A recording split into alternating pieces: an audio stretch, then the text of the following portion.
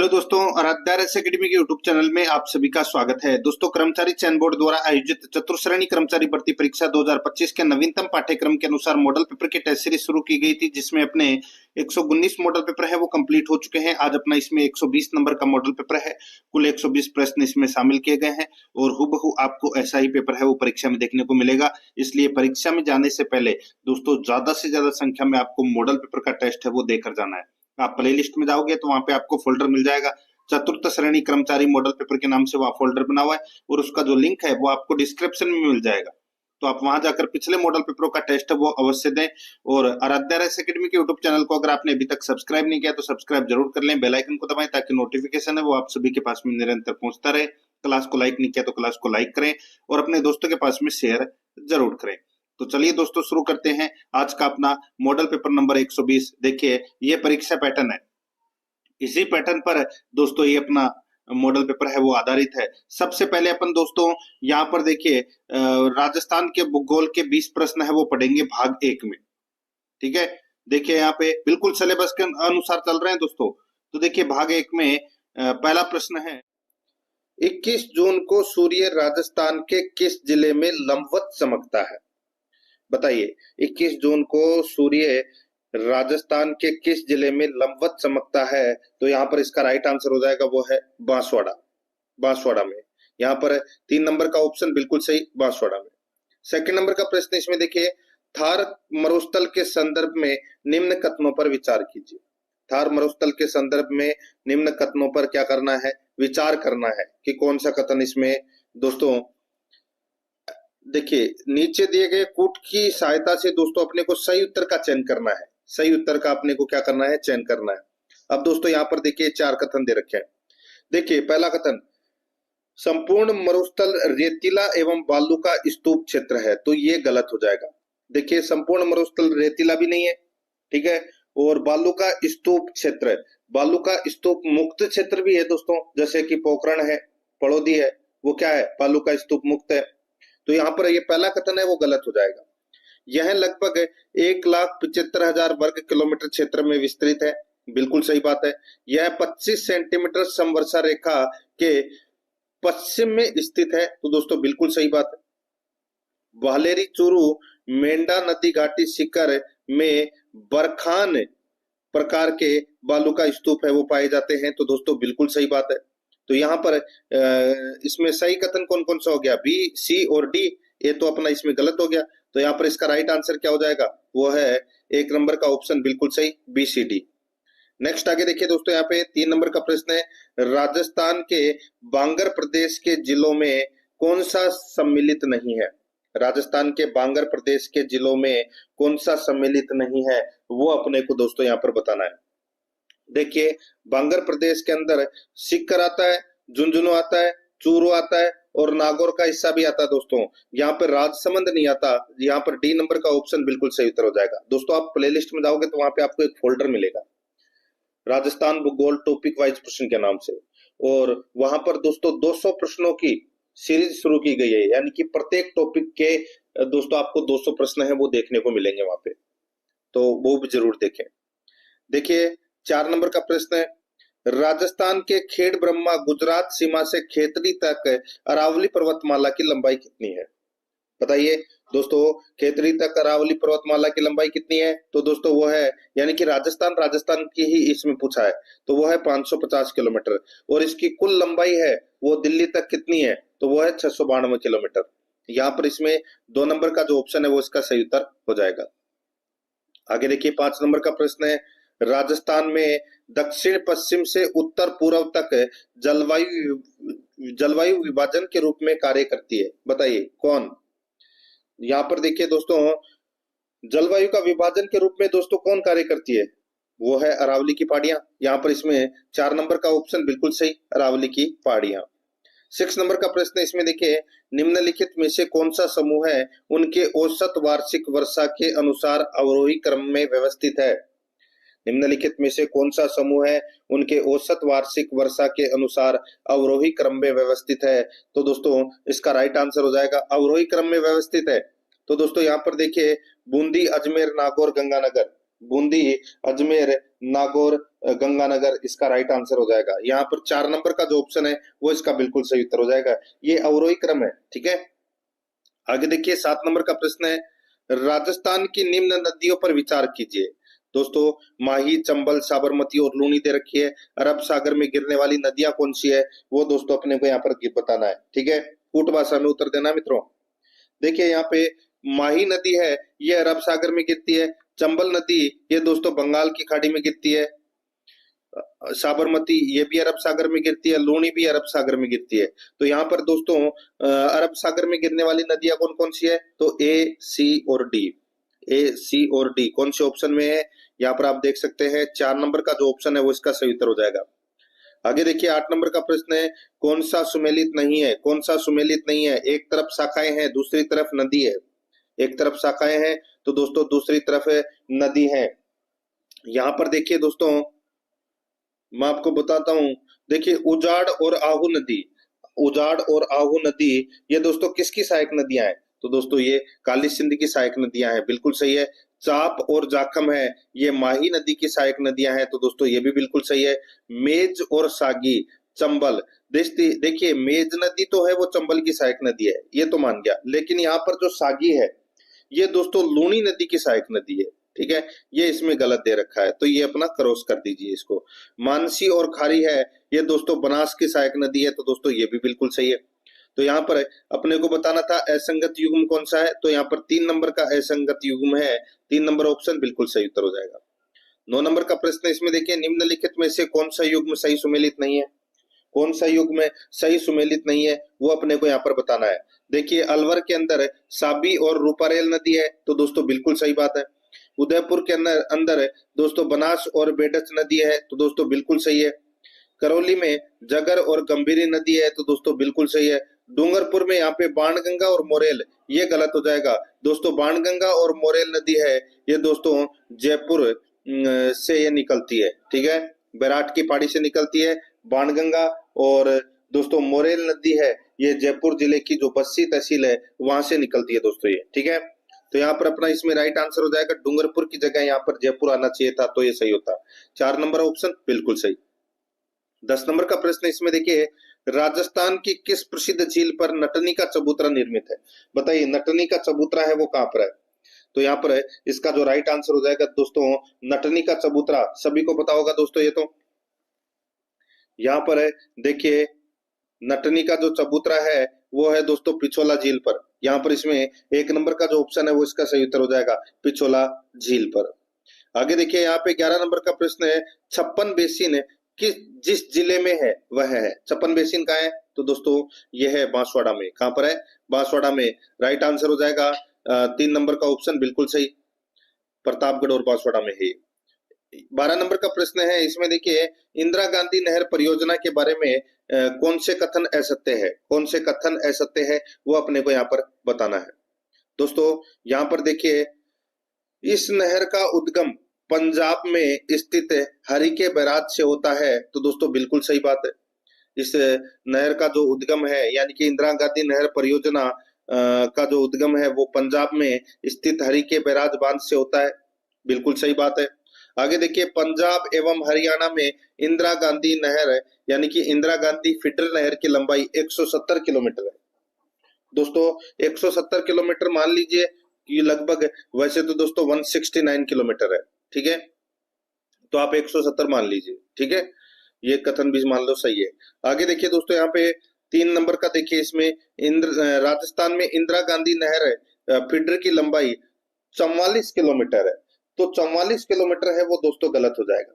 दोस्तों राजस्थान में इंदिरा गांधी फीडर नहर की जो लंबाई है वो है दोस्तों 35 किलोमीटर। कितनी है, 35 किलोमीटर। ये तो दोस्तों बहुत ज्यादा अंतर हो गया, ठीक है, तो ये कथन गलत हो गया। इस परियोजना की परिकल्पना रावी व्यास नदियों के अधिशेष जल में राजस्थान के हिस्से में से 7.59 MAF जल के लिए की गई है, तो दोस्तों बिल्कुल सही बात है। तो यहाँ पर 3 नंबर का ऑप्शन राइट आंसर हो जाएगा, क्योंकि ये अपना कथन है वो क्या है, असत्य है, ठीक है। और इसकी दोस्तों फीडर की जो कुल लंबाई है वो 16 कुल लंबाई है वो दोस्तों 204 किलोमीटर है। 204 में से 169 है ये दोस्तों पंजाब और हरियाणा में है, और 35 किलोमीटर है वो दोस्तों राजस्थान में है। तो 169 प्लस 35 कितने होते हैं? 204। तो यहाँ पर इसमें सही उत्तर क्या हो जाएगा? इस प्रश्न का राइट आंसर 3 नंबर ऑप्शन हो जाएगा। आगे देखिए यहाँ पे 13 नंबर का प्रश्न है, माही नदी के पानी का उपयोग बिजली और सिंचाई के विकास हेतु किए जाने के लिए राजस्थान और गुजरात की संयुक्त बहुउद्देशीय उद्यम परियोजना कौन सी है? बताइए, राजस्थान और गुजरात की जो संयुक्त परियोजना है माही नदी के ऊपर, वो कौन सी है? तो यहाँ पर इसका जो राइट आंसर हो जाएगा वो है दोस्तों, इसमें कौन सी है? माई बजाज सागर परियोजना। यहाँ पर 3 नंबर का जो ऑप्शन है वो इसका बिल्कुल सही उत्तर हो जाएगा।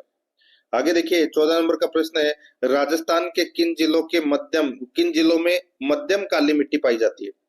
राजस्थान के किन जिलों में मध्यम काली मिट्टी पाई जाती है? तो दोस्तों ये पाई जाती है हाड़ौती क्षेत्र में। और हाड़ौती क्षेत्र के कौन कौन से जिले हैं? कोटा, बूंदी, बारां, झालावाड़। तो यहाँ पर इसमें राइट आंसर हो जाएगा 1 नंबर का ऑप्शन बिल्कुल सही। आगे देखिए यहाँ पे 15 नंबर का प्रश्न है, एरिडी मृदा समूह प्रधानतः राजस्थान के किस प्रदेश में पाई जाती है? बताइए, एरिडी सोल्स मृदा है ये दोस्तों कहाँ पर पाई जाती है? तो दोस्तों ये पाई जाती है पश्चिम राजस्थान में। यहाँ पर अपना इसमें 2 नंबर ऑप्शन सही उत्तर हो जाएगा। आगे देखिए 16 नंबर का प्रश्न है, निम्नलिखित में से कौन सी राजस्थान में वनों के प्रशासनिक वर्गीकरण की श्रेणी नहीं है? बताइए दोस्तों, कौन सी राजस्थान में वनों की प्रशासनिक वर्गीकरण की श्रेणी नहीं है? यहाँ पर आप देख सकते हैं दोस्तों, कौन सी श्रेणी नहीं है? देखिए, आरक्षित वन है, सुरक्षित वन है, अवर्गीकृत है, लेकिन अनारक्षित नहीं है। यहाँ पर 2 नंबर का जो ऑप्शन है वो इसका सही उत्तर हो जाएगा। आगे देखिए 17 नंबर प्रश्न है, साइबेरियन सार्स किस ऋतु में घना पक्षी राष्ट्रीय उद्यान में आते हैं? यानी कि दोस्तों ये घना पक्षी विहार किसको बोलते हैं? केवलादेव को ही बोलते हैं, ठीक है, भरतपुर में हो। तो दोस्तों किस ऋतु में साइबेरियन सारस घना पक्षी राष्ट्रीय उद्यान में आते हैं? तो यहाँ पर इसका राइट आंसर हो जाएगा वो है इसमें शीत ऋतु में। यहाँ पर इसमें राइट आंसर हो जाएगा 1 नंबर का ऑप्शन बिल्कुल सही, शीत ऋतु में। आगे देखिए दोस्तों यहाँ पे 18 नंबर का प्रश्न है, इसमें देखिए किस परियोजना के अंतर्गत जयपुर से अजमेर राष्ट्रीय राजमार्ग संख्या 8 को 6 लेन में परिवर्तित किया गया है? बताइए, बहुत ही अच्छा प्रश्न है दोस्तों। यहाँ पर पूछा गया है कि किस परियोजना के अंतर्गत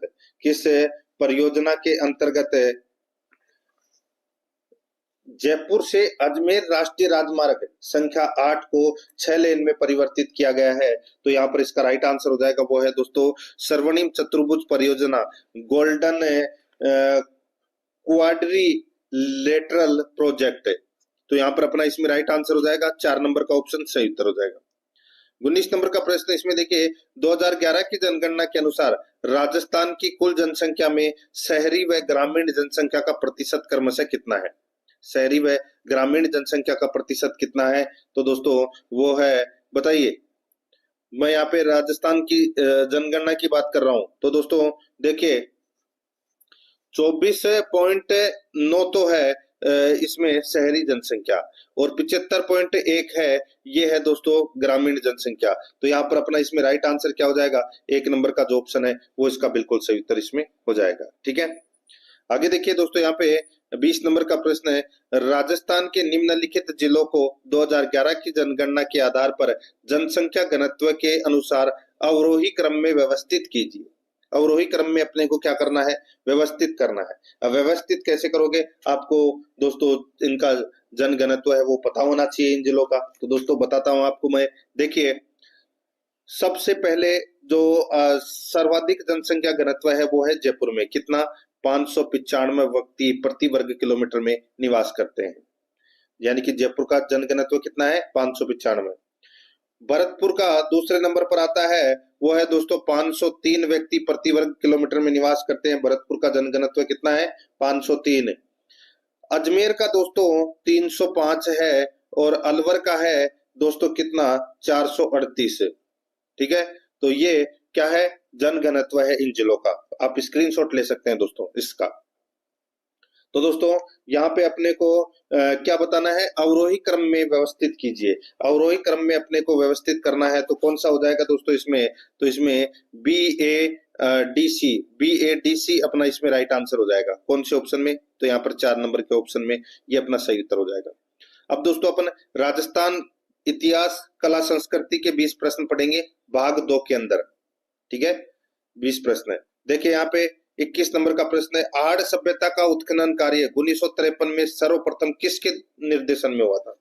देखिए आड़ सभ्यता का है उदयपुर में, और इसका जो उत्खनन कार्य है वो दोस्तों 3 चरणों में हुआ था। कितने चरणों में, 3 चरणों में।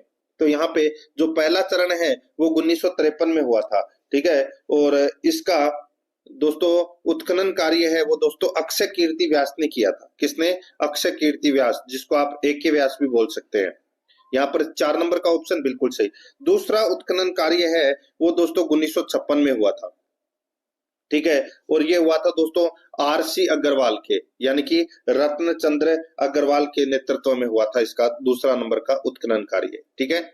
तीसरा नंबर का जो उत्खनन कार्य है वो दोस्तों 1961-62 के अंदर हुआ था, और ये हुआ था दोस्तों HD सांखलिया के नेतृत्व में, ठीक है। तो यहाँ पर अपना इसमें राइट आंसर क्या हो जाएगा, 4 नंबर का ऑप्शन बिल्कुल सही। 1953 के बारे में पूछा है पहला, तो अक्षय कीर्ति व्यास।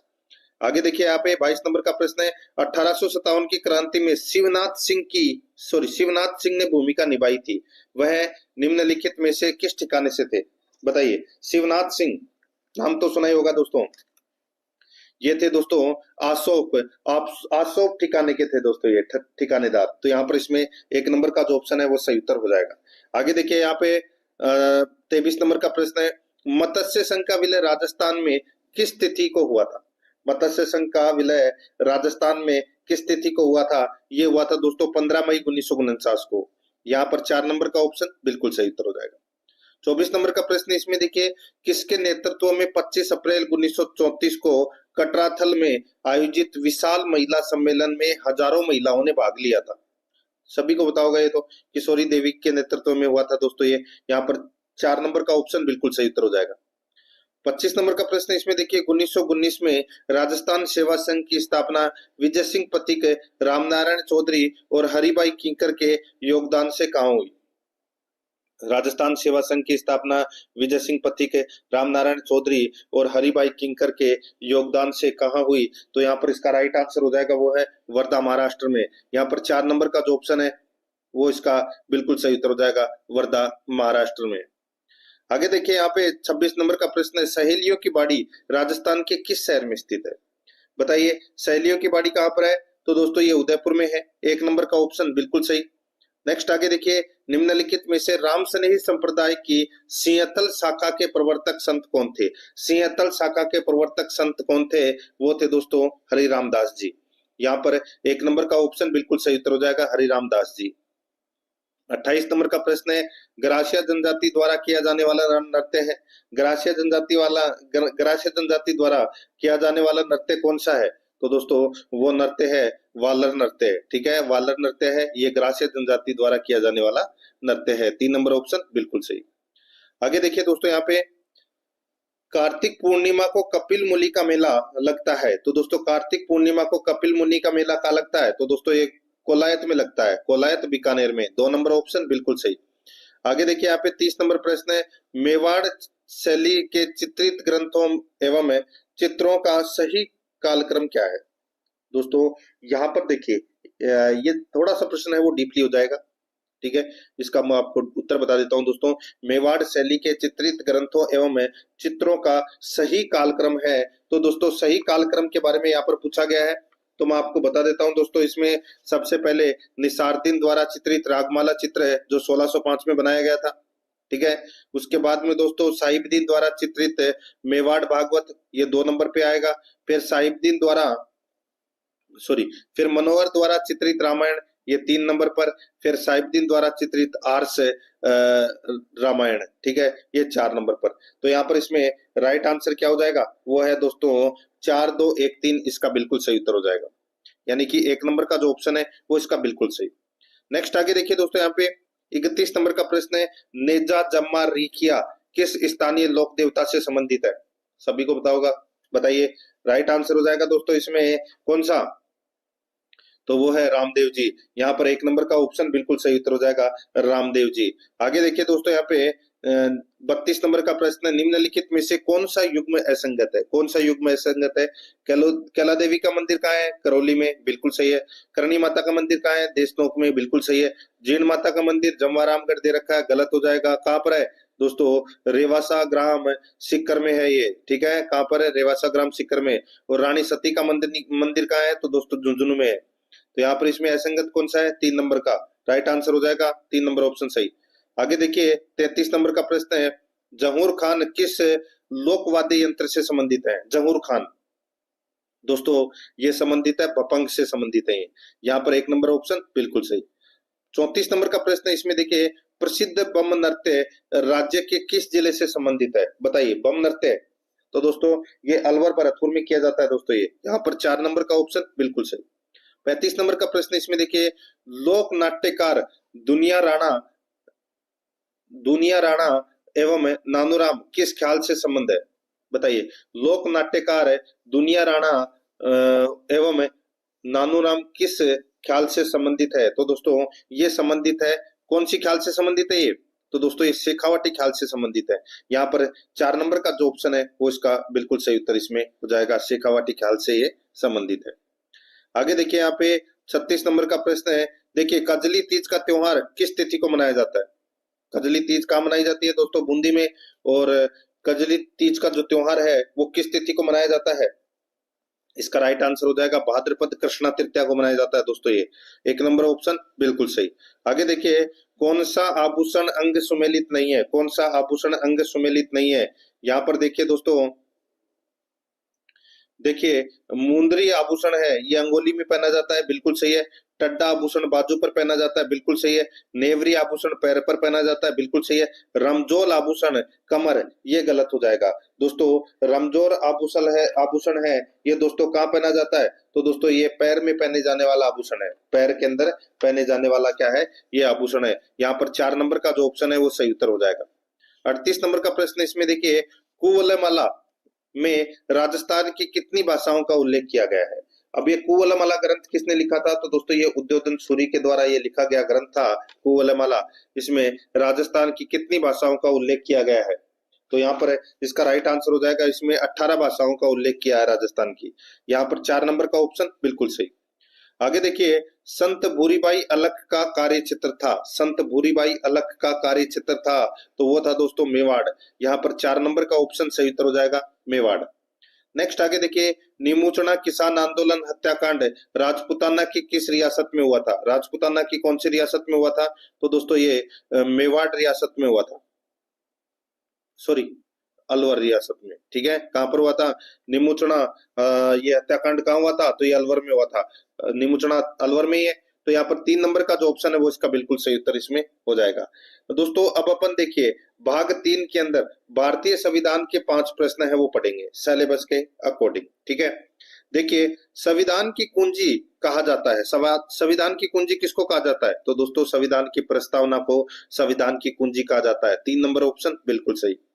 आगे देखिए यहाँ पे 42 नंबर का प्रश्न है, भारत की प्रभुता, एकता और अखंडता की रक्षा करने और उसे अक्षुण्ण अक्षुण्ण बनाए रखने के मूल कर्तव्य को किस स्थान पर रखा गया है?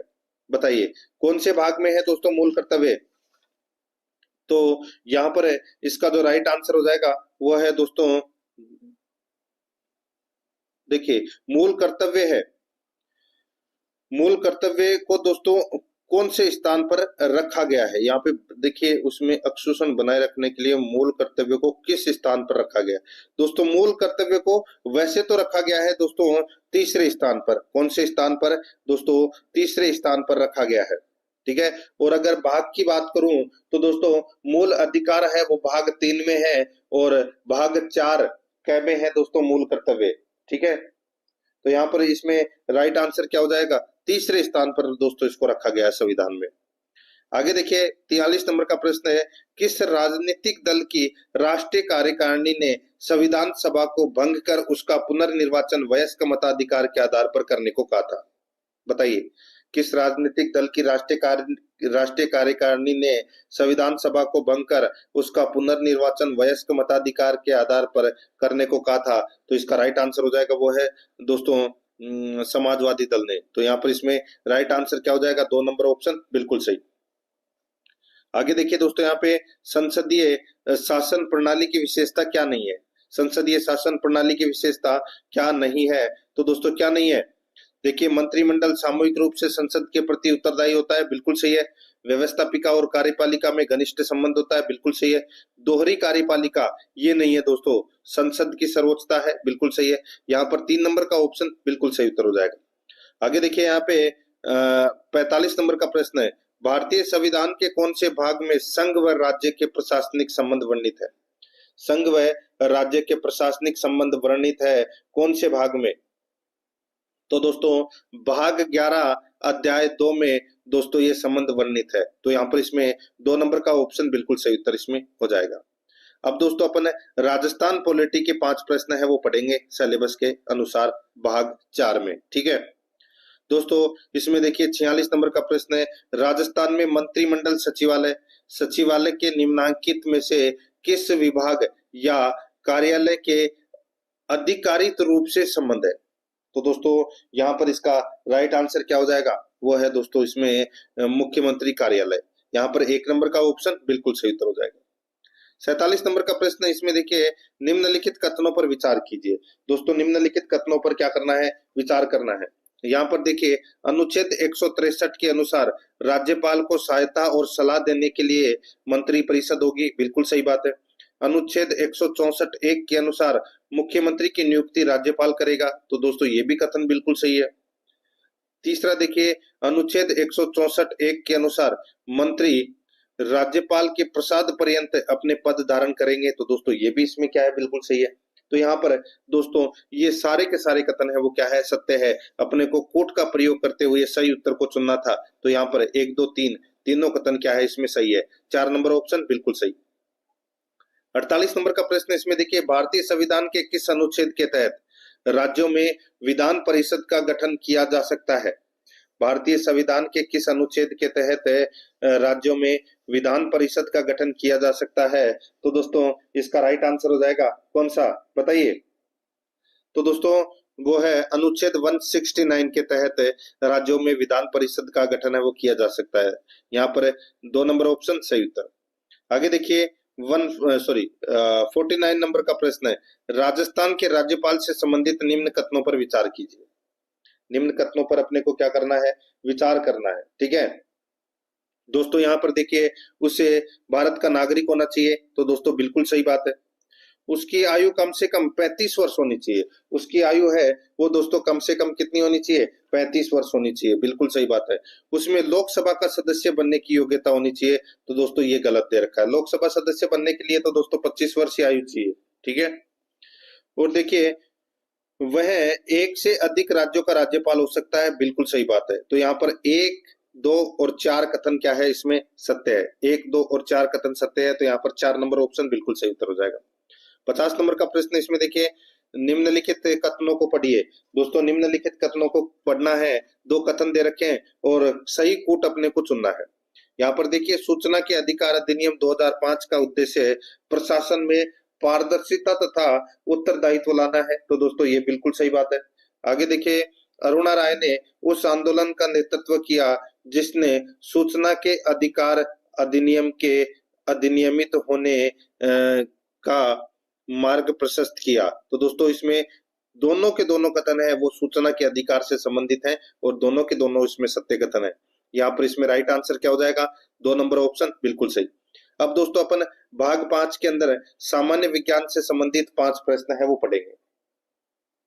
अब दोस्तों इसमें देखिए 51 नंबर का प्रश्न है, पूर्ण आंतरिक परावर्तन कब होता है? पूर्ण आंतरिक परावर्तन कब होता है? तो दोस्तों ये होता है, कब होता है बताइए?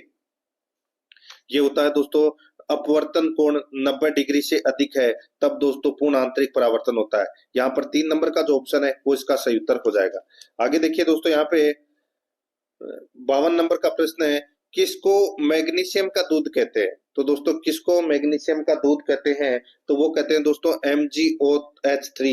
MgOH3 को दोस्तों मैग्नीशियम का दूध कहते हैं। और दोस्तों इसका जो नाम है वो है मैग्नीशियम ओजोनाइड। Magnesium ozonide. तो यहाँ पर इसमें राइट आंसर हो जाएगा 1 नंबर ऑप्शन सही उत्तर हो जाएगा। 53 नंबर प्रश्न इसमें देखिए, निम्नलिखित में से कौन रासायनिक परिवर्तन का उदाहरण है? बताइए, रासायनिक परिवर्तन का उदाहरण कौन सा नहीं है, सॉरी कौन सा है? तो दोस्तों यहाँ पर देखिए, इसमें पकाए जाने पर सब्जी का नरम होना, पकाए जाने पर सब्जी का नरम होना, तो ये रासायनिक परिवर्तन है दोस्तों। यहाँ पर अपना इसमें राइट आंसर 3 नंबर का ऑप्शन बिल्कुल सही उत्तर इसमें हो जाएगा। ठीक है, आगे देखिए दोस्तों, यहाँ पे 54 नंबर का प्रश्न है, भूख तथा प्यास के केंद्र मस्तिष्क के किस भाग में पाए जाते हैं? भूख तथा प्यास के केंद्र मस्तिष्क के किस भाग में पाए जाते हैं? ये पाए जाते हैं दोस्तों हाइपोथैलेमस में। हाइपोथैलेमस में। यहाँ पर 4 नंबर का ऑप्शन बिल्कुल सही उत्तर हो जाएगा। आगे देखिए 55 नंबर प्रश्न है, निम्नलिखित में से कौन सा जल जनित रोग है? कौन सा जल जनित रोग है? तो दोस्तों इसका राइट आंसर हो जाएगा, देखिए पीलियो, उल्टी होना, दस्त होना, ये सभी क्या है? तो ये जल जनित रोग है। यहाँ पर इसमें 4 नंबर का जो ऑप्शन है वो इसका बिल्कुल सही उत्तर इसमें हो जाएगा। ठीक है, अब दोस्तों अपन है वो भाग 6 में बेसिक कंप्यूटर के 5 प्रश्न है वो पढ़ेंगे सिलेबस के अकॉर्डिंग। 56 नंबर का प्रश्न इसमें देखिए, निम्न में से कौन सी कंप्यूटर की अभिलक्षणिकताएं है? निम्न में से कौन सी कंप्यूटर की अभिलाक्षणिकताएं हैं? तो दोस्तों यहाँ पर देखिए, वो है सटीकता है, पारिश्रमिकता है और बहुमुखी भी है। तो यहाँ पर इसका राइट आंसर हो जाएगा ये सभी, 2 नंबर का ऑप्शन बिल्कुल सही। आगे देखिए दोस्तों, यहाँ पे 57 नंबर का प्रश्न है, MS वर्ड डॉक्यूमेंट में उपयोग के लिए तैयार रेडी टू यूज पूर्व निर्मित इमेजेस से संदर्भित है। तो यहाँ पर इसका राइट आंसर हो जाएगा वो है दोस्तों क्लिप आर्ट। यहाँ पर 4 नंबर का जो ऑप्शन है वो इसका बिल्कुल सही उत्तर हो जाएगा, क्लिप आर्ट। आगे देखिए यहाँ पे निम्न में से कौन सी इनपुट युक्ति प्राय लैपटॉप का एक मानक लक्षण है? निम्न में से कौन सी इनपुट युक्ति प्राय लैपटॉप का एक मानक लक्षण है? तो यहाँ पर इसका राइट आंसर हो जाएगा दोस्तों, वो है इसमें कौन सा बताइए? तो वो है, देखिए यहाँ पर alpha numeric keyboard, alpha numeric keyboard. तो यहाँ पर इसमें राइट आंसर 4 नंबर ऑप्शन हो जाएगा। आगे देखिए 59 नंबर प्रश्न है, डिस्प्ले कार्ड का उपयोग इस उद्देश्य के लिए होता है। डिस्प्ले कार्ड का उपयोग इस उद्देश्य के लिए होता है, कौन से उद्देश्य के लिए? तो दोस्तों आउटपुट यूनिट को ग्राफिक्स डेटा भेजने के लिए, आउटपुट यूनिट को ग्राफिक्स डेटा भेजने के लिए। यहाँ पर 3 नंबर का जो ऑप्शन है वो इसका बिल्कुल सही उत्तर इसमें हो जाएगा। आगे देखिए यहाँ पे 60 नंबर का प्रश्न है, एक मैग्नेटिक डिस्क के लिए निम्न में से कौन सा सत्य कथन नहीं है? एक मैग्नेटिक डिस्क के लिए निम्न में से कौन सा सत्य कथन नहीं है? कौन सा सत्य कथन नहीं है बताइए? देखिए यह मैग्नेटिक टेप की अपेक्षा महंगी है। तो दोस्तों बिल्कुल सही बात है ये सभी। तो दोस्तों ये तो अभी नहीं है। ठीक है, आगे देखिए मैग्नेटिक डिस्क का एक्सेस टाइम मैग्नेटिक टेप की तुलना में बहुत कम होता है, बिल्कुल सही बात है। आगे देखिए यह भंडारित डेटा पर केवल अनुक्रमिक एक्सेस देता है, तो ये अनुक्रमिक एक्सेस है वो नहीं देता है दोस्तों। तो यहाँ पर अपना इसमें 4 नंबर का जो ऑप्शन है वो इसका राइट आंसर हो जाएगा, क्योंकि ये कथन है वो क्या है? गलत है। 7 नंबर का भाग है, इसमें देखिए राजस्थान, अपन को राजस्थान समसामयिक यानी कि राजस्थान करंट अफेयर से संबंधित 5 प्रश्न है वो अपन इसमें पढ़ने जा रहे हैं। देखिए 61 नंबर का प्रश्न है, 10 से 11 फरवरी 2025 को इंटरनेशनल हाइड्रोजन कॉन्क्लेव 2025 का आयोजन कहाँ किया गया? बताइए कहां पर किया गया? तो दोस्तों ये सुरेश ज्ञान विहार यूनिवर्सिटी जयपुर में किया गया। 2 नंबर का ऑप्शन बिल्कुल सही। 62 नंबर का प्रश्न इसमें देखिए, नीति आयोग द्वारा जारी राज्यों की वित्तीय स्वास्थ्य सूचकांक रिपोर्ट 2025 में राजस्थान को कौन सा स्थान प्राप्त हुआ है? नीति आयोग द्वारा जारी राज्यों की वित्तीय स्वास्थ्य सूचकांक रिपोर्ट 2025 में राजस्थान को कौन सा स्थान प्राप्त हुआ है? तो दोस्तों कौन सा स्थान? तो 12वां स्थान प्राप्त हुआ है। यहाँ पर 3 नंबर का ऑप्शन बिल्कुल सही। 63 नंबर प्रश्न इसमें देखिए, 11 फरवरी 2025 को राजस्थान सरकार द्वारा इलेक्ट्रिक वाहनों को बढ़ावा देने के लिए इलेक्ट्रिक वाहन नीति 2022 के तहत कितनी राशि से ई व्हीकल प्रमोशन फंड गठित किया गया है? 11 फरवरी 2025 को राजस्थान सरकार द्वारा इलेक्ट्रिक वाहनों को बढ़ावा देने के लिए इलेक्ट्रिक वाहन नीति 2022 के तहत कितनी राशि से ई व्हीकल प्रमोशन फंड गठित किया गया है? तो यहाँ पर इसका राइट आंसर क्या हो जाएगा? वो है दोस्तों 200 करोड़। यहाँ पर 2 नंबर का जो ऑप्शन है वो इसका बिल्कुल सही उत्तर हो जाएगा, 200 करोड़। आगे देखिए दोस्तों, यहाँ पे 64 नंबर का प्रश्न है, राजस्थान सरकार पर्यटन को बढ़ावा देने के लिए वन डिस्ट्रिक्ट वन डेस्टिनेशन योजना लागू कर रही है। इस योजना के तहत निम्नलिखित छोटे जिलों में स्थित पर्यटक स्थलों को विकसित किया जाएगा। बताइए, राजस्थान सरकार पर्यटन को बढ़ावा देने के लिए वन डिस्ट्रिक्ट वन डेस्टिनेशन योजना लागू कर रही है। इस योजना के तहत निम्नलिखित छोटे जिलों में स्थित पर्यटक स्थलों को विकसित किया जाएगा। तो यहाँ पर इसका राइट आंसर हो जाएगा दोस्तों, देखिए तो वो है, देखिए अपने को कूट भाषा में उत्तर बताना है, ठीक है। तो यहाँ पर देखिए, एक तरफ तो जिला दे रखा है, दूसरी तरफ पर्यटक स्थल दे रखा है। एक तरफ जिला दे रखा है तो दूसरी तरफ है पर्यटक स्थल दे रखा है। तो दोस्तों इसमें देखिए,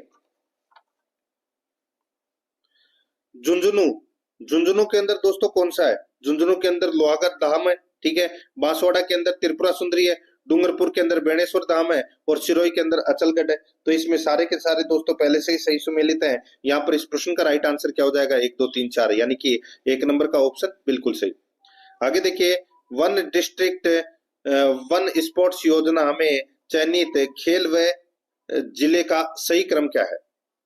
वन डिस्ट्रिक्ट वन स्पोर्ट्स योजना में चयनित खेल व जिले का सही क्रम है वो क्या है? तो दोस्तों सही क्रम है वो है दोस्तों, इसमें कुश्ती का है दोस्तों कोटा, ठीक है, तैराकी का उदयपुर और वॉलीबॉल का जयपुर। तो यहाँ पर इसमें राइट आंसर क्या हो जाएगा? सी ए बी अपना इसमें राइट आंसर हो जाएगा, यानी कि 2 नंबर का ऑप्शन बिल्कुल सही।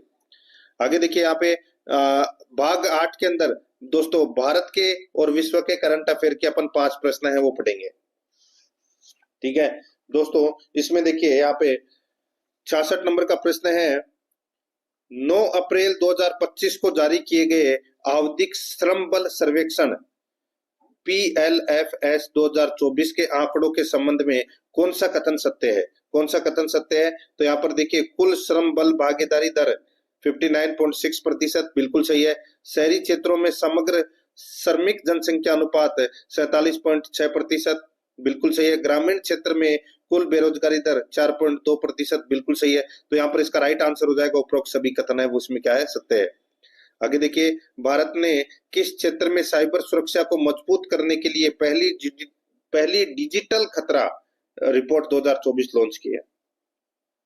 भारत ने किस क्षेत्र में साइबर सुरक्षा को मजबूत करने के लिए पहली डिजिटल खतरा थ्रेट रिपोर्ट 2024 लॉन्च की है? तो यहाँ पर इसका राइट आंसर हो जाएगा, वो है दोस्तों बैंकिंग, वित्तीय सेवाओं और बीमा क्षेत्र में। तो यहाँ पर इसमें राइट आंसर 1 नंबर ऑप्शन हो जाएगा। आगे देखिए, देश का पहला सहकारी विश्वविद्यालय त्रिभुवन सहकारी विश्वविद्यालय किस राज्य में स्थापित किया जाएगा? देश का पहला सहकारी विश्वविद्यालय त्रिभुवन सहकारी विश्वविद्यालय किस राज्य में स्थापित किया जाएगा? तो इसका राइट आंसर हो जाएगा, ये गुजरात में स्थापित किया जाएगा दोस्तों, 2 नंबर ऑप्शन सही। आगे देखिए, निम्नलिखित में से असत्य विकल्प चुनिए। दोस्तों असत्य विकल्प है वो अपने को यहाँ पर क्या करना है? चुनना है। देखिए, विश्व जल दिवस 2025 की थीम ग्लेशियर संरक्षण है, बिल्कुल सही बात है। संयुक्त राष्ट्र ने वर्ष 2025 को ग्लेशियरों के संरक्षण का अंतर्राष्ट्रीय वर्ष घोषित किया है, तो दोस्तों ये भी बिल्कुल सही है। तीसरा देखिए, वर्ष 2025 से 2034 तक क्रायोस्फीयर विज्ञान के लिए कार्रवाई का दशक घोषित किया गया है, तो दोस्तों ये भी बिल्कुल सही है। चौथा देखिए, वर्ष 2025 का विश्व जल दिवस 23 मार्च को मनाया गया है, तो ये गलत हो जाएगा दोस्तों, ये 22 मार्च को मनाया गया है। तो यहाँ पर इसमें राइट आंसर क्या हो जाएगा? 4 नंबर ऑप्शन बिल्कुल सही, क्योंकि ये असत्य कथन है। 70 नंबर का प्रश्न इसमें देखिए, यूनेस्को के प्रतिष्ठित प्रिक्स वर्सेल्स 2024 वर्ल्ड टाइटल किस भारतीय विरासत को प्रदान किया गया है? तो दोस्तों ये प्रदान किया गया है स्मृति वन भूकंप स्मारक संग्रहालय भुज गुजरात को। तो यहाँ पर इसमें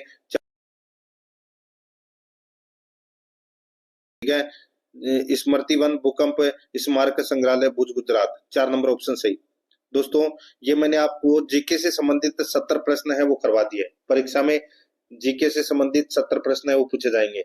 और आगे दोस्तों अब अपन 20 प्रश्न है वो हिंदी के, 15 प्रश्न इंग्लिश के और 15 प्रश्न गणित के पढ़ने वाले हैं। ठीक है दोस्तों, आराध्या RS एकेडमी के यूट्यूब चैनल को अगर आपने अभी तक सब्सक्राइब नहीं किया तो चैनल को जरूर सब्सक्राइब कर ले, बेल आइकन को दबाएं ताकि नोटिफिकेशन है वो आप सभी के पास में पहुंचता रहे। और क्लास को लाइक नहीं किया है तो दोस्तों एक बार सभी के सभी मित्र हैं वो क्लास को लाइक जरूर करें। पिछले मॉडल पेपर का जो लिंक है वो दोस्तों आपको डिस्क्रिप्शन में मिल जाएगा, तो आप वहां जाकर जरूर देखें। और प्ले लिस्ट में फोल्डर बना हुआ है चतुर्थ श्रेणी कर्मचारी मॉडल पेपर के नाम से, तो आप वहां जाकर भी देख सकते हैं। देखिए भाग 9 के अंदर सामान्य हिंदी व्याकरण के अपन 20 प्रश्न है वो पढ़ेंगे, फटाफट देख लेते हैं दोस्तों। देखिए 71 नंबर प्रश्न है, पवन शब्द का सही संधि विच्छेद क्या है? पवन शब्द का संधि विच्छेद हो जाएगा दोस्तों पो प्लस अन। क्या हो जाएगा? पो प्लस अन। 3 नंबर ऑप्शन सही उत्तर। आगे देखिए सही संधि विच्छेद नहीं है, बताइए सही संधि विच्छेद किसमें नहीं है? तो दोस्तों यहाँ पे देखिए अन्वित, अन प्लस वित, दोस्तों यहाँ पे वित नहीं होगा, इसमें इत हो जाएगा। ठीक है, अन प्लस सॉरी अनु प्लस इत हो जाएगा, इसमें अनु प्लस इत। ठीक है, तो ये हो जाएगा अन्वित और इसमें यण संधि का प्रयोग हुआ है। यहाँ पर 4 नंबर का ऑप्शन राइट आंसर हो जाएगा क्योंकि ये गलत दे रखा है। 73 नंबर का प्रश्न इसमें देखिए निम्नलिखित निर उपसर्ग युक्त शब्द नहीं है, बताइए निर उपसर्ग किसमें नहीं है?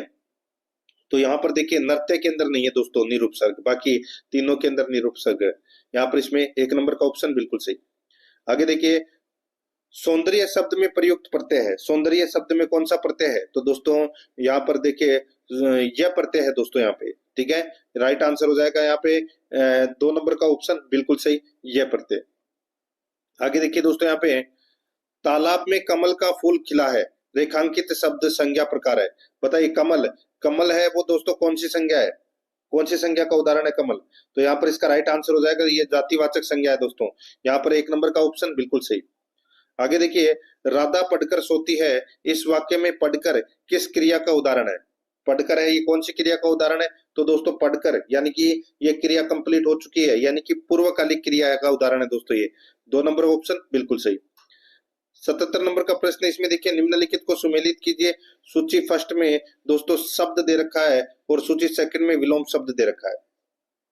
दोस्तों इसमें देखिए दोस्तों यहाँ पे ग्राह्य, बताइए दोस्तों ग्राह्य के अंदर सॉरी ग्राह्य का विलोम क्या हो जाएगा? बताइए दोस्तों ग्राह्य का विलोम है वो हो जाएगा दोस्तों इसमें त्याज्य। ठीक है, ग्राह्य का क्या हो जाएगा? त्याज्य हो जाएगा। और ज्योति का दोस्तों ज्योति का क्या हो जाएगा? ज्योति का हो जाएगा दोस्तों तम। क्या हो जाएगा? तम। सत्य का क्या हो जाएगा? मिथ्या। और आर्द्र का क्या हो जाएगा? शुष्क। तो यहाँ पर इसमें राइट आंसर क्या हो जाएगा? 3 1 2 4। 3 1 2 4 कौन से ऑप्शन में है? तो यहाँ पर देखिए पहले नंबर के ऑप्शन में ही है, ये अपना सही उत्तर हो जाएगा। आगे देखिए दोस्तों यहाँ पे 78 नंबर का प्रश्न है निम्नलिखित में विलोम शब्दों का असंगत युग्म है, विलोम शब्दों का असंगत युग्म कौन सा है? यहाँ पर देखिए खल का हो जाएगा दोस्तों सज्जन, बिल्कुल सही है। स्थावर का जंगम हो जाएगा, बिल्कुल सही है। विधि का निर्देश हो जाएगा, बिल्कुल सही है। तिमिर और अंधकार ये दोस्तों परस्पर पर्यायवाची शब्द है, तिमिर और अंधकार। ठीक है, तिमिर का दोस्तों विलोम क्या हो जाएगा? प्रकाश हो जाएगा। क्या हो जाएगा? प्रकाश। तो यहाँ पर इसमें राइट आंसर 3 नंबर ऑप्शन हो जाएगा क्योंकि ये असंगत है। आगे देखिए 79 नंबर का प्रश्न है निम्नलिखित को सुमेलित कीजिए। एक तरफ शब्द है दूसरी तरफ पर्यायवाची है, एक तरफ शब्द है दूसरी तरफ है पर्यायवाची है। तो दोस्तों इसमें देखिए समुद्र का पर्यायवाची है वो क्या है? तो वो है अर्णव, अर्णव है ये समुद्र का पर्यायवाची है। सर्प का पर्यायवाची है वो दोस्तों पन्नग है। ठीक है, पन्नग। और असुर का पर्यायवाची दोस्तों यातुधान है और सिंह का पर्यायवाची है वो है शार्दुल। तो यहाँ पर इसमें राइट आंसर क्या हो जाएगा? 4 3 2 1। 4 3 2 1 इसका बिल्कुल सही उत्तर हो जाएगा, यानी कि अपना इसमें 1 नंबर का ऑप्शन बिल्कुल सही। आगे देखिए 80 नंबर का प्रश्न है अनेकार्थक शब्द अंक का निम्नलिखित में से कौन सा एक अर्थ नहीं है? अनेकार्थक शब्द अंक का निम्नलिखित में से कौन सा एक अर्थ नहीं है? तो यहाँ पर इसका राइट आंसर क्या हो जाएगा? वो है दोस्तों किरण। 2 नंबर का जो ऑप्शन है वो इसका बिल्कुल सही उत्तर हो जाएगा, किरण। दोस्तों 81 नंबर का प्रश्न इसमें देखिए निम्नलिखित में देशज शब्द कौन सा है? बताइए देशज शब्द कौन सा है? तो दोस्तों यहाँ पर देखिए तेंदुआ, तेंदुआ है वो दोस्तों देशज शब्द है। यहाँ पर 3 नंबर का जो ऑप्शन है वो इसका बिल्कुल सही उत्तर इसमें हो जाएगा। ठीक है, ये आपको इसमें याद रखना है। यहाँ पर इसमें 3 नंबर ऑप्शन बिल्कुल सही। आगे देखिए दोस्तों, यहाँ पे किस विकल्प में सभी शब्द तत्सम है? सभी शब्द तत्सम है किस विकल्प में? तो दोस्तों अग्नि वायु, अग्नि वायु के अंदर दोस्तों तत्सम शब्द दोनों के दोनों ही है। यहाँ पर 2 नंबर ऑप्शन सही उत्तर। 83 नंबर प्रश्न है, दूसरों के उपकार को न मानने वाला के लिए एक शब्द है, तो वो शब्द है दोस्तों कृतघ्न। क्या है? कृतघ्न। 1 नंबर ऑप्शन बिल्कुल सही। 84 नंबर का प्रश्न है, निम्नलिखित में शुद्ध वर्तनी युक्त शब्द है, शुद्ध वर्तनी युक्त शब्द है तो वो कौन सा है? तो वो है दोस्तों, देखिए अपने को कूट भाषा में उत्तर देना है। ठीक है, कूट भाषा में क्या करना है? उत्तर देना है। यहाँ पर आप देख सकते हैं दोस्तों, इसमें देखिए निरोग, तो दोस्तों इसमें मात्रा ये वाला गलत दे रखा है इसमें। ठीक है, इसमें बड़ी आएगी दोस्तों। सन्यासी, सन्यासी दोस्तों यहाँ पर बिल्कुल सही है। और यहाँ पे अतिवृष्टि भी दोस्तों इसमें गलत दे रखी है, ये वाली मात्रा आएगी ती के ऊपर। सात्विक और कनिष्ठ, ये दोस्तों दोनों बिल्कुल सही है। तो यहाँ पे इसमें बी डी ई कथन है वो क्या है? इसमें सत्य है। बी डी ई कथन क्या है? इसमें सत्य है, ये शुद्ध शब्द है दोस्तों। यहाँ पर 3 नंबर ऑप्शन सही। आगे देखिए 85 नंबर का प्रश्न है, निम्नलिखित में से शुद्ध वाक्य की पहचान कीजिए।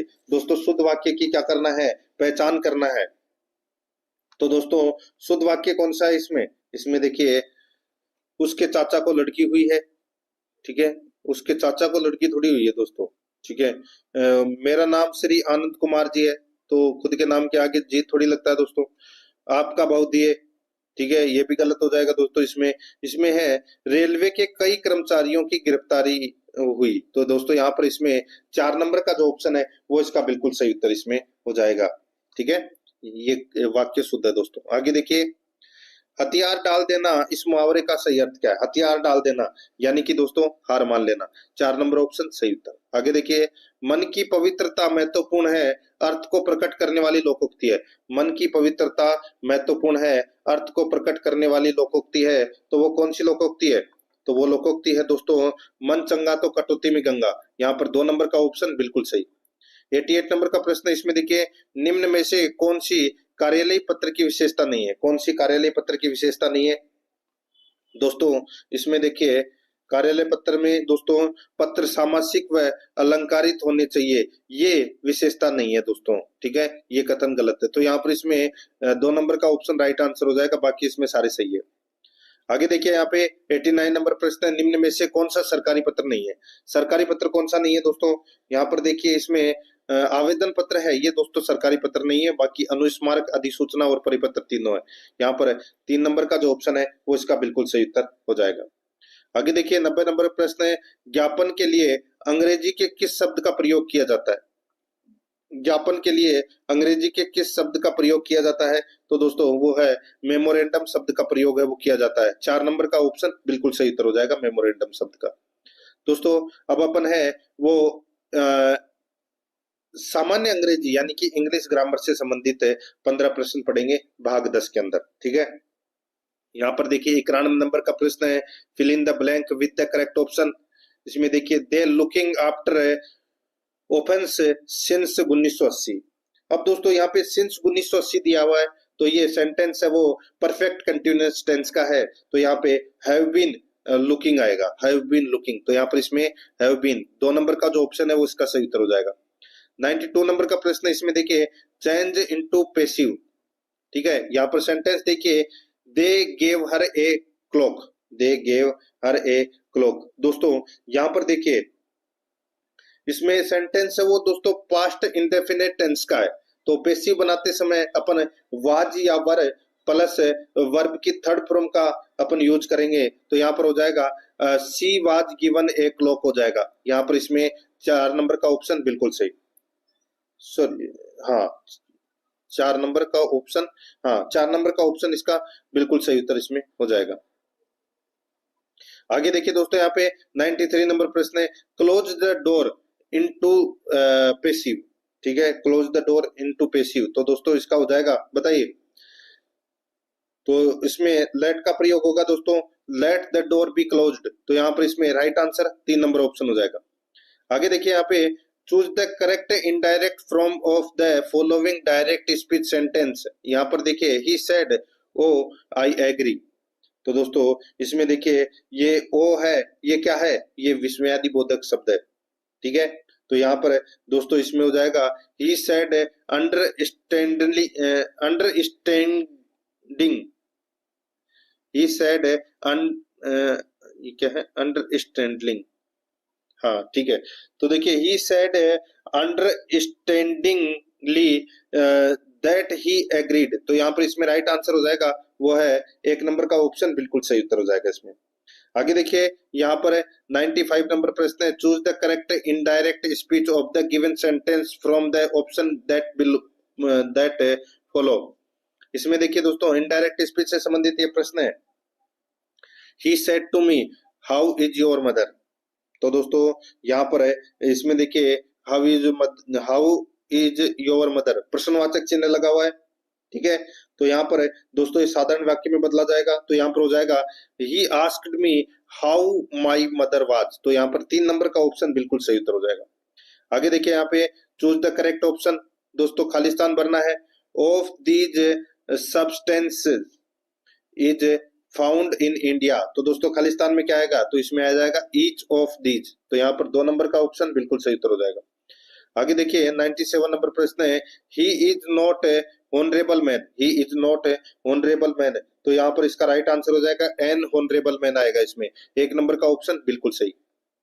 98 नंबर प्रश्न है, इसमें देखिए higher we go cooler it is, higher we go cooler is it is. तो दोस्तों यहाँ पर इसका राइट आंसर क्या हो जाएगा बताइए। तो दोस्तों यहाँ पर आप देख सकते हैं इसके अंदर higher we go cooler it is. तो दोस्तों यहाँ पर देखिए इसमें the higher we go the cooler it is. तो इसमें दोनों के अंदर द का प्रयोग होगा दोस्तों, ठीक है। तो यहाँ पर इसमें राइट आंसर हो जाएगा 3 नंबर ऑप्शन सही।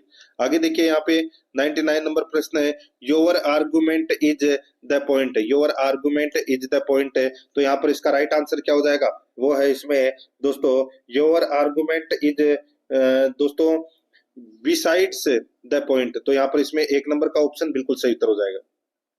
आगे देखिए 100 नंबर का प्रश्न है, fill in the blank with the correct preposition. बताइए खालिस्तान भरना है। तो यहाँ पर देखिए I thought you would be late dinner. तो बताइए क्या आएगा, तो दोस्तों इसमें आएगा ऑन डिनर आएगा इसमें, ठीक है। 3 नंबर का ऑप्शन बिल्कुल सही उत्तर इसमें हो जाएगा। आगे देखिए दोस्तों यहाँ पे 101 नंबर प्रश्न है, which of the following is the most appropriate conversion from affirmative to negative। तो यहाँ पे देखिए everybody was present। तो दोस्तों everybody was present, तो इसका राइट आंसर हो जाएगा दोस्तों वो है all were present। तो यहाँ पर इसमें 1 नंबर का ऑप्शन बिल्कुल सही उत्तर हो जाएगा यहाँ पे, ठीक है। तो यहाँ पर इसका राइट आंसर हो जाएगा all were present। आगे देखिए दोस्तों यहाँ पे 102 नंबर का प्रश्न है, इसमें देखिए चूज दैट करेक्ट स्पेलिंग। दोस्तों अपने को बताना है कि कौन सी स्पेलिंग है वो बिल्कुल करेक्ट है। तो वो है दोस्तों यहाँ पर देखिए ये जो 2nd नंबर की स्पेलिंग है गारंटी, ये दोस्तों बिल्कुल सही है। यहाँ पर 2 नंबर ऑप्शन सही। आगे देखिए इंग्लिश ट्रांसलेशन करना है दोस्तों। सेंटेंस है, बढ़ते तापमान से पर्यावरण को वास्तविक खतरा है। तो दोस्तों इसका हो जाएगा इंग्लिश ट्रांसलेशन हो जाएगा दोस्तों, rising temperature is a real threat to the environment. तो यहाँ पर इसमें 4 नंबर का जो ऑप्शन है वो इसका सही उत्तर हो जाएगा इसमें। आगे देखिए यहाँ पे दोस्तों शब्द दे रखा है मेमो। मेमो को इंग्लिश में क्या कहते हैं वो अपने को बताना है दोस्तों। मेमो को बोलते हैं अर्ध सरकारी पत्र, अर्ध सरकारी पत्र बोलते हैं। यहाँ पर 4 नंबर का ऑप्शन बिल्कुल सही उत्तर इसमें हो जाएगा। तो दोस्तों अब अपन ने सॉरी मेमो को ज्ञापन बोलते हैं, मेमोरेंडम होता है ना, ठीक है। देखिए मेमो को क्या बोलते हैं, ज्ञापन बोलते हैं, ठीक है। यहाँ पर इसमें 1 नंबर का ऑप्शन राइट आंसर हो जाएगा। आगे देखिए दोस्तों, यहाँ पे 105 नंबर का प्रश्न है। इसमें देखिए 5 miles not a long distance, 5 miles या miles not a long distance. तो यहाँ पर इसमें राइट आंसर क्या हो जाएगा दोस्तों, is not a long distance आएगा। यहाँ पर 4 नंबर का जो ऑप्शन है वो इसका बिल्कुल सही उत्तर इसमें हो जाएगा। या ये आपको इसमें याद रखना है, ठीक है। आगे देखिए दोस्तों, अब अपन है वो भाग 11 के अंदर सामान्य गणित के 15 प्रश्न है वो पढ़ेंगे सिलेबस के अकॉर्डिंग। तो दोस्तों यहाँ पर आप देख सकते हैं, इसमें 106 नंबर प्रश्न है, 2 का क्यूब, 3 का क्यूब, 4 तथा 15 का मैसे ज्ञात कीजिए। दोस्तों यहाँ पर देखिए, आप निकाल लीजिए 2 का क्यूब कितना होता है। तो दोस्तों 2 का स्क्वायर 4 यानी कि 8, ठीक है। और 3 का स्क्वायर कितना होता है 9, और ये 4 और ये 15, ठीक है। इसका मैसअप ज्ञात करना है दोस्तों। मैसअप आप आसानी से ज्ञात कर सकते हैं। मैसअप आएगा दोस्तों, यानी कि इनमें ऐसी कौन सी संख्या है जिनमें इन सभी के अंदर भाग चला जाए, तो वो है 1। तो यहाँ पर इसमें राइट आंसर हो जाएगा 1 नंबर का ऑप्शन, बिल्कुल सही। आगे देखिए यहाँ पे 1540 के 1/7 का 20% कितना है। दोस्तों आप देखिए 1540 का 1/7वां भाग कितना है। तो दोस्तों 1540 का 1/7वां भाग, तो यहाँ पे 7 से इसको काट दीजिए, यानी कि 1540 इंटू 1/7, तो 7 से काटोगे तो 7 दूनी 14, 2 बार गया, फिर 1 बचा, 7 दूनी 14, यानी कि 220 आया, ठीक है। ये 1/7वां भाग आ गया। और 220 का 20% कितना होता है। तो दोस्तों 220 का 20% कितना होता है, 10% 22, तो 20% कितना होगा 44। तो यहाँ पर इसमें 1 नंबर ऑप्शन बिल्कुल सही। आगे देखिए 108 नंबर का प्रश्न है, ए तथा बी मिलकर किसी कार्य को 72 दिन में पूरा करते हैं, ठीक है। बी और सी मिलकर उसी कार्य को दोस्तों 120 दिन में करते हैं, ठीक है। यानी कि 1/72, ठीक है, प्लस 1/20, 1/120 प्लस ए और सी मिलकर 1/90, ठीक है, यानी कि 90 दिन में पूरे करते हैं। ए बी सी मिलकर इस कार्य को पूरा करने में कितना समय लेंगे, कितना समय लेंगे। तो दोस्तों इनका अपने को क्या निकालना है, लसअप है। लसअप निकालेंगे तो दोस्तों यानी कि एलसीएम निकालेंगे तो कितना आ जाएगा दोस्तों, 72, 120 और 90 का, यानी कि ऐसी कौन सी संख्या है जिनमें इन तीनों का भाग चला जाए। तो दोस्तों वो है 360, ठीक है। कौन सी है 360। अब 360 में 72 का भाग दोगे तो दोस्तों कितनी बार जाएगा। तो दोस्तों ये 5 बार जाएगा। 120 का कितनी बार जाएगा 3 बार, और 90 का कितनी बार जाएगा 4 बार। तो यहाँ पर दोस्तों 5 और 3 8 और 4 12, दोस्तों 12/360 कर लीजिए तो कितना आ जाएगा दोस्तों 30 दिन। तो यहाँ पर इसमें यानी कि 360 में 12 का भाग दोगे तो कितना आ जाएगा, तो दोस्तों वो आ जाएगा 30, यानी कि 1/30। अब दोस्तों यहाँ पर देखिए ए प्लस बी प्लस सी का 1 दिन का काम है, वो दोस्तों अपने को यहाँ पर निकालना है। तो दोस्तों इसमें हो जाएगा क्या, तो 30 इंटू 2 हो जाएगा दोस्तों। यहाँ पर देखिए 2 जने मिलकर काम कर रहे हैं, तो यहाँ पर इसका राइट आंसर क्या हो जाएगा, वो है इसमें 1/60, यानी कि 60 दिन इसका सही उत्तर हो जाएगा। 4 नंबर ऑप्शन सही। आगे देखिए 109 नंबर का प्रश्न है, शिव शंकर जयपुर से महवा के मध्य 120 किलोमीटर की दूरी को मोटरसाइकिल से 2 घंटे में तय करता है। शिव शंकर जयपुर से महवा के मध्य की जो दूरी है 120 किलोमीटर की दूरी, इसको मोटरसाइकिल से 2 घंटे में तय करता है। उस मोटरसाइकिल की चाल ज्ञात कीजिए। तो सीधा सा है भाई, 60 किलोमीटर प्रति घंटा हो गई उसकी चाल। तो यहाँ पर इसका राइट आंसर क्या हो जाएगा, वो है 1 नंबर का ऑप्शन बिल्कुल सही। 110 नंबर का प्रश्न है, इसमें देखिए एक टीम के 12 खिलाड़ियों का औसत भार 40 है। तो सबसे पहले अपन क्या करेंगे, 12 इंटू 40 कर लीजिए, कितना हो जाएगा, तो दोस्तों 480, ठीक है। एक खिलाड़ी के बाहर चले जाने के कारण शेष 11 खिलाड़ियों की औसत 43 हो जाती है, ठीक है। तो 11 इंटू 43 कर लीजिए दोस्तों, 11 इंटू 43 करोगे तो कितना आ जाएगा, यह आ जाएगा दोस्तों 473, ठीक है, 473 किलो आ जाएगा। अब दोस्तों यहाँ पर देखिए, तो छोड़कर गए खिलाड़ी का भार क्या होगा? सीधा सा है 480 माइनस 480 माइनस 473 कर लीजिए, कितना बचेगा? तो दोस्तों 7 बचेगा। तो ये अपना राइट आंसर 7 की गिरा हो जाएगा। यहाँ पर 1 नंबर का ऑप्शन बिल्कुल सही।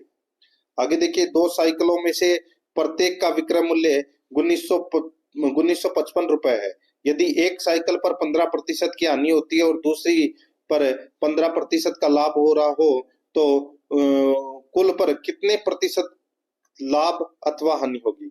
दोस्तों अब इसमें देखिए, जब दोनों साइकिलों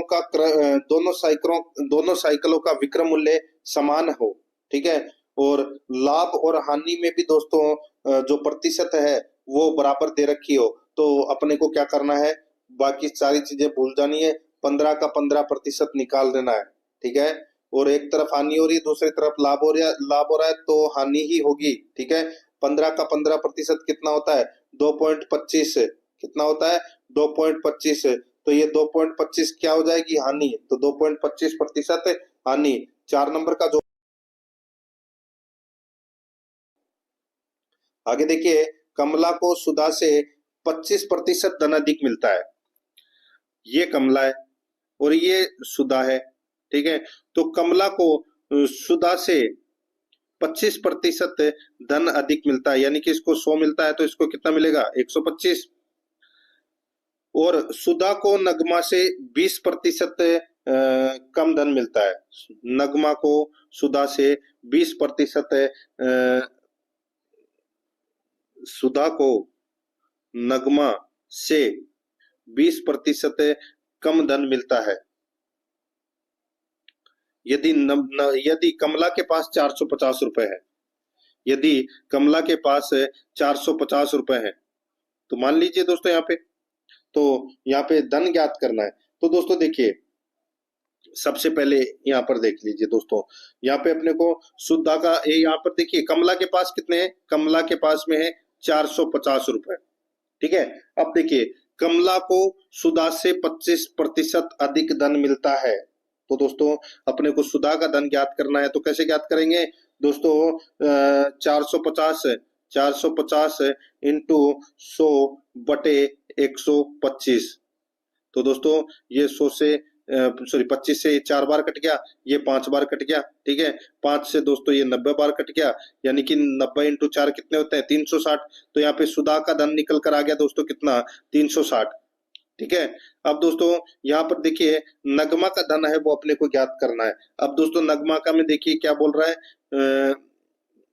सुधा को नगमा से 20% धन कम मिलता है, ठीक है। तो नगमा का धन निकालेंगे, तो दोस्तों यहाँ पे 360 इंटू 100 बटे 80, बस। तो यहाँ पर 20 से ये 5 बार कट गया, 20 से ये 4 बार कट गया, ठीक है। 4 नाम 36, यानी कि 90 बार कट गया, ठीक है। 90 इंटू 5 कर लीजिए, कितना आ जाएगा दोस्तों? 450। तो ये नगमा का धन कितना है? 450 रुपए। 1 नंबर ऑप्शन बिल्कुल सही। 113 नंबर प्रश्न है, इसमें देखिए 5500 रुपए 6 वर्ष में साधारण ब्याज की दर से 10,780 रुपए हो जाता है, तो वार्षिक ब्याज की दर क्या है? 6 वर्ष में दोस्तों साधारण ब्याज की दर से सीधा सा है 10,780 माइनस 5,500 कर लीजिए, ठीक है। तो कितना बचा? 5,000 दोस्तों, कितना बचा? 5,280 रुपए बचा, ठीक है। ये 5,280 क्या है? ब्याज है। और दोस्तों 5,680 ये जो ब्याज है, ठीक है। अब इसमें अपन को क्या करना है? तो दोस्तों सीधा सा है 5,280 अपने को वार्षिक ब्याज की दर ज्ञात करनी है, ठीक है। तो 5,000 एक तो दोस्तों 5,200 जो 80 आए हैं, इसमें 6 का भाग दे लीजिए, ठीक है। और फिर वो 1 साल का ब्याज निकाल लीजिए। आप ऐसे भी निकाल सकते हैं और ऐसे भी निकाल सकते हैं। 5,280 इंटू 100 बटे मूलधन कितना है? 5,500 इंटू समय कितना है? 6। बस इसको काट दीजिए, ये 2 जीरो से ये 2 जीरो कट गया, ठीक है। बाकी दोस्तों इनको काट लीजिए, इनको काटोगे तो 16% आ जाएगा। यहाँ पर 3 नंबर का ऑप्शन बिल्कुल सही। आगे देखिए, राम मोहन और सोहन के बीच कोई राशि 3:4:6 के अनुपात में विस्तारित की जाती है। यदि मोहन को राम से 1200 रुपए अधिक मिलते हैं तो सोहन को मिलने वाली राशि है। तो दोस्तों ये राम, ये मोहन और ये सोहन, ठीक है। अनुपात है दोस्तों यहाँ पे 3:4:6, ठीक है। अब यहाँ पर देखिए, यदि मोहन को राम से 1200 रुपए अधिक मिलते हैं, यानी कि एक बराबर कितना है 1200, ठीक है। एक बराबर कितना है 1200, तो सोहन कितने पे आता है 1200 इंटू 6 कर लीजिए, 1200 इंटू 6 कर लीजिए दोस्तों, कितना हो जाएगा 7200। तो यहाँ पर इसमें सोहन को मिलने वाली राशि है, ठीक है। तो 7200 इसका राइट आंसर होगा दोस्तों। देखिए ऑप्शन थोड़े से टेढ़े मेढ़े हो गए, 7200 इसका राइट आंसर हो जाएगा। ये इधर आ गए होंगे 7200, ठीक है, 7200 कर लेना राइट आंसर। आगे देखिए दोस्तों, यहाँ पे 115 नंबर का प्रश्न है। इसमें देखिए, सलीम ने 1500 रुपए लगाकर व्यापार प्रारंभ किया और 4 माह बाद रहीम कुछ धन लगाकर साझेदार हो गया। बताइए, सलीम ने 1500 रुपए लगाकर व्यापार प्रारंभ किया और 4 माह बाद रहीम कुछ धन लगाकर साझेदार हो गया। यदि वर्ष के अंत में लाभ 9:8 के अनुपात में बांटा जाए तो बताओ रहीम ने कितनी पूंजी लगाई। तो रहीम ने कितनी पूंजी लगाई, तो दोस्तों ये तो अपना क्या हो गया, सलीम हो गया, ठीक है, और ये दोस्तों रहीम हो गया। अब यहाँ पे सलीम ने तो दोस्तों पूरे साल के लिए लगाई है, तो यहाँ पे 1500 इंटू 12, ठीक है। और रहीम दोस्तों 4 माह बाद लगाकर साझेदार हुआ था, तो यहाँ पर दोस्तों x इंटू 4, ठीक है।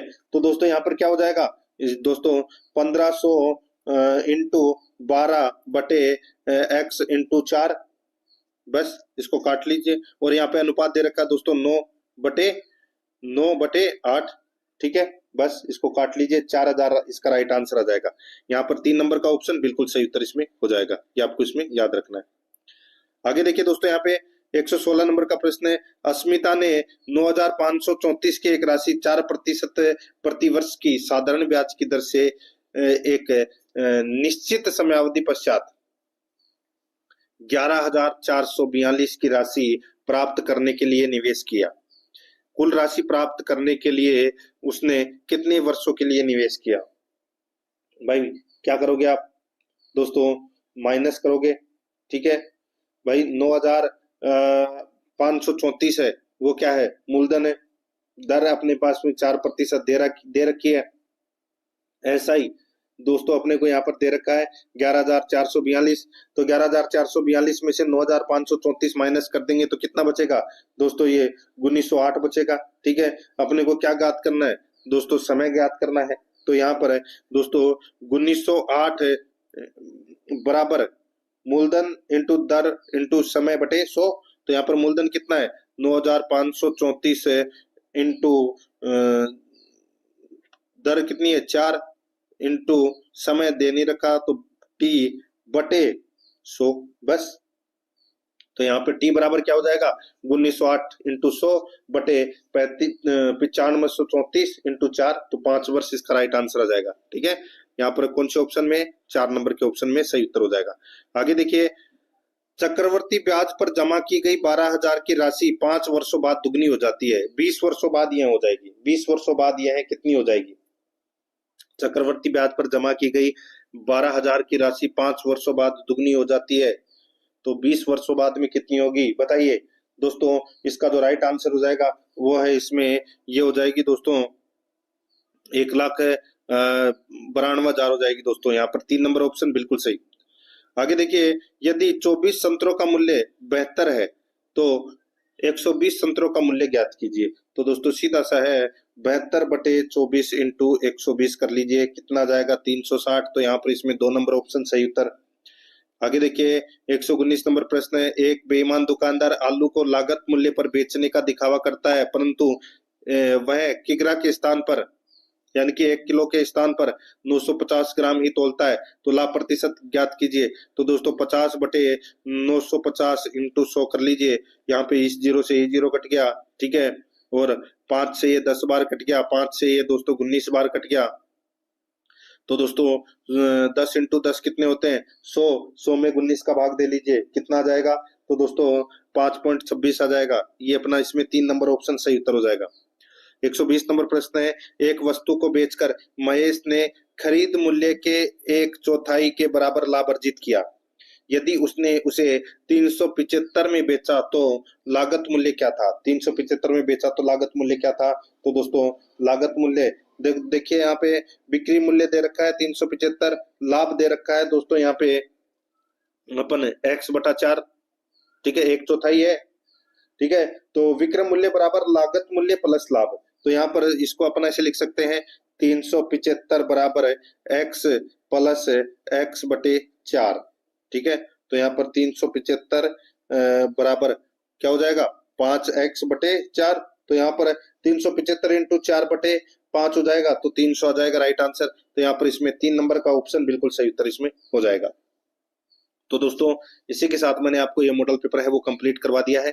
प्रश्न कैसे लगे कमेंट जरूर बताएं, और कुछ चेंजेस वगैरह करना हो तो वो भी जरूर बताएं। और आध्यात्म एकेडमी के यूट्यूब चैनल को सब्सक्राइब जरूर करें, बेल आइकन को दबाएं, क्लास को लाइक और अपने दोस्तों के पास में शेयर जरूर करें। मिलते हैं दोस्तों नेक्स्ट क्लास में। जय हिंद, जय भारत।